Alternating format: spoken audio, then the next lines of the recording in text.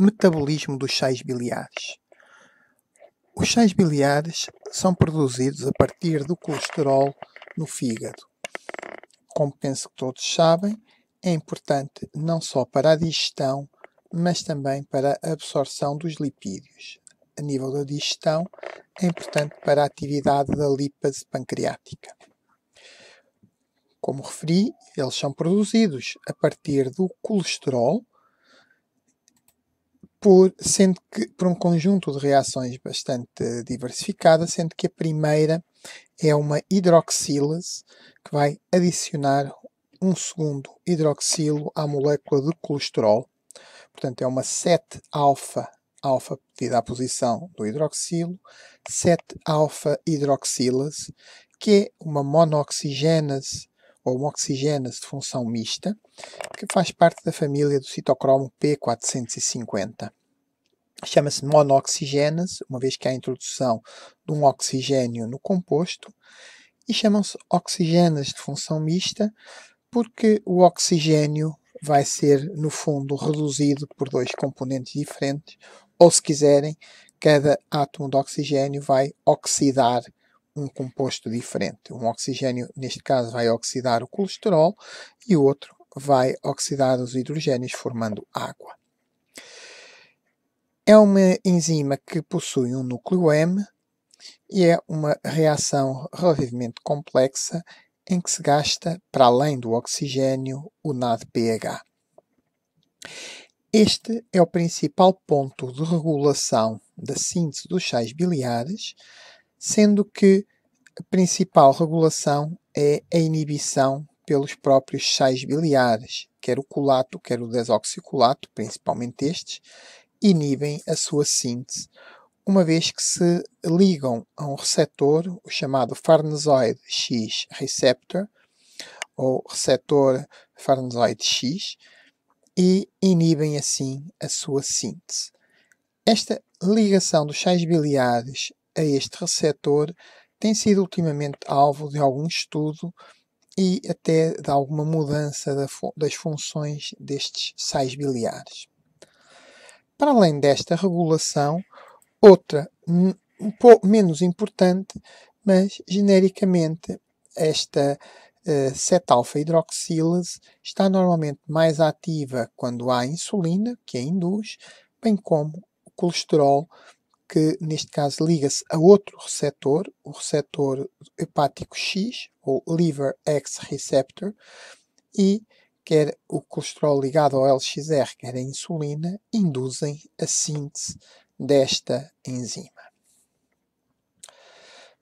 Esta enzima, para além de necessitar do M do ferro, também necessita de ácido ascórbico, a vitamina C, e é por isso que as deficiências de vitamina C interferem com a síntese de sais biliares e podem levar à formação de cálculos renais ou, uma vez que havendo menos sais biliares está comprometida também a absorção dos lipídios, pode haver também uma deficiência da absorção das vitaminas lipossolúveis. Depois desta primeira hidroxilação, vai ocorrer uma desidrogenação em que ocorre simultaneamente a isomerização da dupla ligação e a oxidação do hidroxilo a uma cetona. Esta cetona é importante para as reações subsequentes. E aqui a alteração da posição da dupla ligação também para depois ser possível a sua remoção. Este composto pode agora seguir dois destinos diferentes. Num dos possíveis destinos, vai sofrer uma nova hidroxilação por outra monoxigênase semelhante à 7-alfa-hidroxilase, neste caso a introdução de um hidroxilo noutra posição, por isso a 12-alfa, que é uma enzima também pertencente ao grupo do citocromo P450, uma monoxigênase ou oxidase de função mista, e que vai introduzir um segundo grupo hidroxilo. De seguida, vai ocorrer a redução daquela dupla ligação, tanto no composto que foi hidroxilado, como no outro que não tinha sido hidroxilado. A partir daqui, ambos os compostos que se formam vão seguir uma série de reações que vão envolver uma nova redução, neste caso do cetona a dar um hidroxilo. Depois vai haver uma introdução de um grupo ácido nesta cadeia lateral, vai passar a acil, por uma reação semelhante à sintetase do acil-CoA, que nós já conhecemos na ativação dos ácidos gordos, uma isomerização e depois um processo semelhante à beta-oxidação, concretamente à beta-oxidação dos ácidos gordos ramificados, porque vão-se libertar estes 3 carbonos que aqui estão, formando o propionil-CoA. Na sequência destas reações, este composto que não foi hidroxilado no carbono 12 vai originar o quenodesoxicolil-CoA, relembro, sendo isto uma coisa semelhante à beta-oxidação, que ocorre uma oxidação, entrada de água, nova oxidação e depois uma quebra tiolítica com a entrada da coenzima A. O composto que se forma permanece ligado à coenzima A. É o quenodesoxicolil-CoA. O outro, que tinha sido alvo de uma segunda hidroxilação, vai originar o colil-CoA. Estas são as formas ativas dos sais biliares a nível hepático. Para que eles depois possam formar, ou no passo seguinte conjugar, é necessário sempre primeiro a ligação à coenzima A. Aliás, quando chega ao fígado, o colato ou quenodesoxicolato vai, por ação de uma sintetase, esta sintetase que aqui está, a sintetase dos colil-CoA, eles vão ligar à coenzima A e só depois é que sofrem a conjugação, que aqui está representado para o ácido cólico, é equivalente com o quenodesoxicólico, é uma questão de não ter aqui este hidroxilo, como já referi, e eles podem, os sais biliares, podem conjugar ou com a glicina, um aminoácido, o aminoácido mais simples, sendo que ocorre a reação entre o grupo amina e a função ácido, neste caso o acil-CoA do sal biliar, formando-se assim o glicocolato ou ácido glicocólico. Esta transfere-se, tanto pode transferir a glicina, como pode transferir a taurina, que também é um ácido aminado, mas é um ácido sulfurado. E mais uma vez, ocorre a reação entre a amina e a função ácido, formando uma amida, que neste caso se chama o taurocolato ou ácido taurocólico. A glicina, todos nós sabemos que é um dos aminoácidos. A taurina é também, no fundo, uma amina que tem uma função ácido, mas sulfúrico, e que pode ser obtida a partir do metabolismo da cisteína no nosso organismo, como depois iremos ver quando eu falar do metabolismo dos ácidos aminados. Estes sais biliares assim formados, a partir do colato, o glicocolato ou taurocolato, conforme conjugou com a glicina ou com a taurina, e a partir do quenodesoxicolato, o glicoquenodesoxicolato e o tauroquenodesoxicolato, conforme conjugou com a glicina ou com a taurina, são os chamados sais biliares primários, que depois iremos ver que quando a nível intestinal vão sofrer a ação das bactérias, perder a glicina e a taurina, originando o colato e o quenodesoxicolato novamente. Também ainda a nível intestinal, para além desta desconjugação, vão-se perder o hidroxilo no carbono 7, aquele que foi alvo da primeira enzima, aquela que era a enzima reguladora, e vão, no caso do colato, originar o desoxicolato, reparem que não tem aqui o hidroxilo no carbono 7, e no caso do quenodesoxicolato, vai-se formar o litocolato.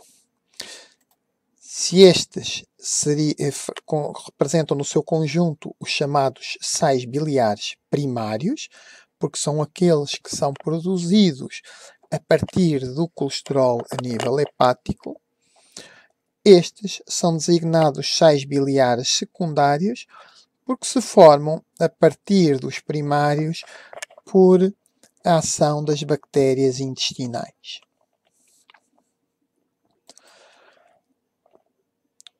Quando nós consideramos o que se está a passar neste mecanismo, acabamos de ver que o colesterol é hidroxilado e depois por um conjunto de reações que envolve redução e a quebra da cadeia e a introdução de uma função ácido e depois conjugação forma o glicocolato, taurocolato, glicoquenodesoxicolato e tauroquenodesoxicolato, ou seja, os sais biliares primários.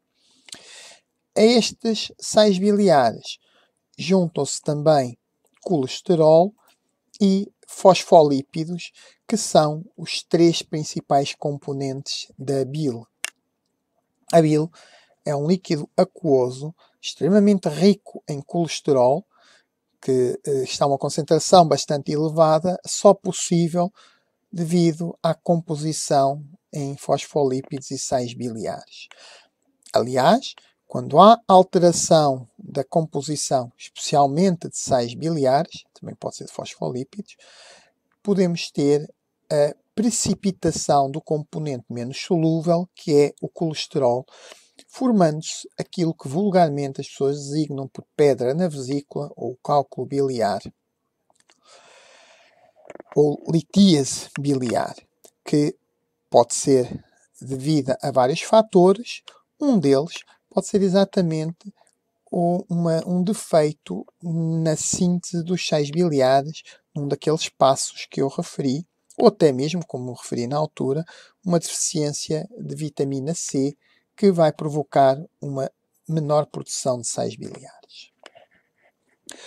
Como todos sabem, a bile é excretada para o duodeno durante a digestão e tem como função auxiliar a digestão dos lipídios. Entre outras coisas, vai ativar a lípase e ajudar à formação das micelas, fundamental para a digestão das gorduras. Para além disso, tem também como função auxiliar na absorção das mesmas. Sendo assim, o colesterol e os restantes lipídios serão absorvidos para o enterócito. No nível intestinal, como já referi, os sais biliares primários serão desconjugados, formando o colato e o quenodesoxicolato, que, posteriormente, o colato originará o desoxicolato e o quenodesoxicolato o litocolato. Estes componentes podem aparecer nas fezes, mas, como sabem, parte do colesterol é absorvido a nível intestinal, vai ser conjugado com os ácidos gordos, formando os ésteres de colesterol, que são colocados na esquilomicra. As esquilomicras são muito ricas em triacilgliceróis. Como já vimos, vão sofrer a ação da lípase de lipoproteínas nos tecidos, vão perder o seu conteúdo em triacilgliceróis e depois serão captadas pelo fígado. Portanto, a maior parte, ou quase a totalidade deste colesterol, vai ter novamente ao fígado.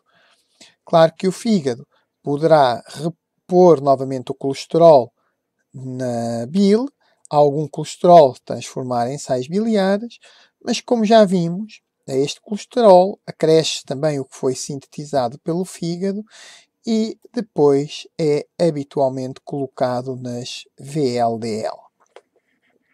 Assim temos uma circulação enterohepática, porque há uma circulação que ocorre do colesterol entre o fígado entero, o intestino entero e o fígado, deste colesterol.